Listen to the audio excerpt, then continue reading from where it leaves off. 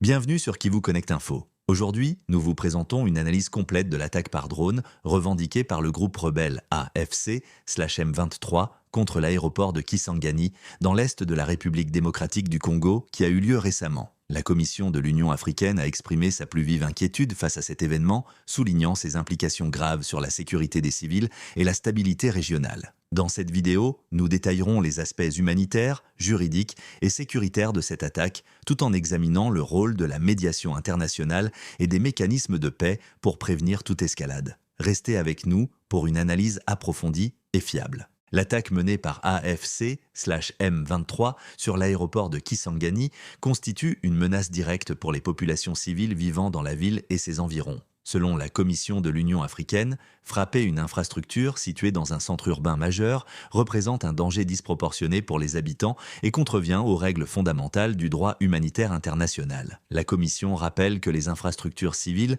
tant qu'il n'existe pas de preuves établissant leur usage strictement militaire, bénéficient d'une protection intégrale. Toute attaque visant ces structures peut engager la responsabilité pénale des auteurs et de leurs commanditaires conformément aux instruments juridiques internationaux. Dans son communiqué, la Commission souligne également que l'attaque pourrait être qualifiée d'acte de terrorisme selon les conventions africaines sur la prévention et la répression du terrorisme, notamment la Convention de l'OUA de 1999 et son protocole de 2004. Le président de la Commission, Mahmoud Ali Youssouf, a fermement rappelé que les groupes armés non étatiques ne peuvent justifier des actions mettant en danger les civils par des motifs politiques ou militaires. Ce principe est essentiel pour la sécurité des populations et la légalité des opérations dans le conflit. L'attaque sur Kisangani illustre un danger supplémentaire: l'extension des hostilités à des villes éloignées des lignes de front. Une telle stratégie accentue les tensions et fragilise la stabilité nationale et régionale tout en aggravant la crise humanitaire dans l'est du pays. La Commission appelle donc AFC/M23 à cesser immédiatement toutes les hostilités et à respecter les engagements pris dans le cadre des efforts de paix en cours, notamment les accords de Doha, supervisés par le Qatar. Le communiqué insiste sur la mise en œuvre rapide et de bonne foi de ces accords,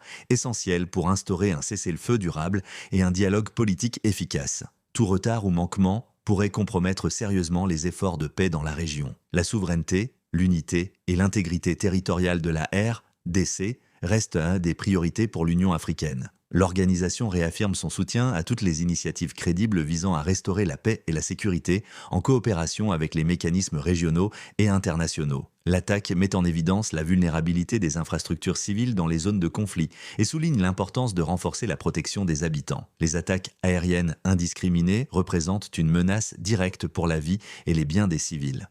Les conséquences humanitaires sont immédiates: perturbation des transports, difficulté d'accès aux services essentiels et aggravation des conditions de vie pour les populations locales. Les opérations humanitaires peuvent être retardées ou empêchées par l'insécurité persistante. L'attaque soulève également des questions sur l'utilisation des drones dans les conflits urbains. La nécessité de réguler l'usage de technologies militaires par des acteurs non étatiques devient plus pressante pour protéger les civils et respecter le droit international. La Commission rappelle que toute expansion des hostilités dans les zones civiles est un facteur aggravant, susceptible de provoquer une escalade généralisée. Cela menace non seulement Kisangani, mais l'ensemble de la région des Grands Lacs, déjà fragilisée par des tensions prolongées. La sécurité des populations civiles demeure la priorité absolue. Les attaques contre des infrastructures critiques compromettent la stabilité et peuvent avoir des effets durables sur la cohésion sociale et la confiance des citoyens envers les autorités. La Commission appelle tous les acteurs impliqués à privilégier le dialogue et le respect des engagements pris afin d'éviter toute escalade et de créer un environnement propice à la paix. Le rôle des organisations régionales et internationales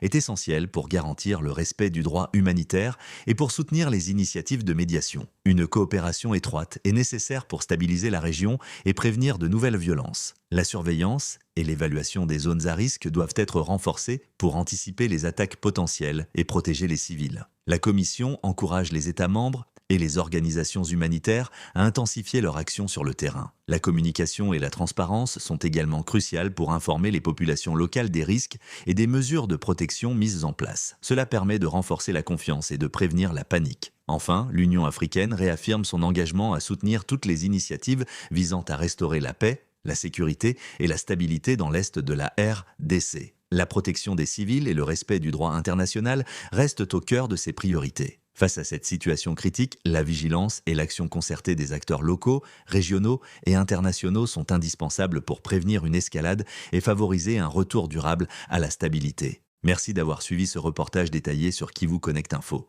La situation en RDC reste critique et nécessite une attention constante. Abonnez-vous à notre chaîne, activez la cloche de notification et partagez cette vidéo pour informer un maximum de personnes. Restez connectés pour des analyses fiables, des reportages exclusifs et des informations directes depuis le terrain.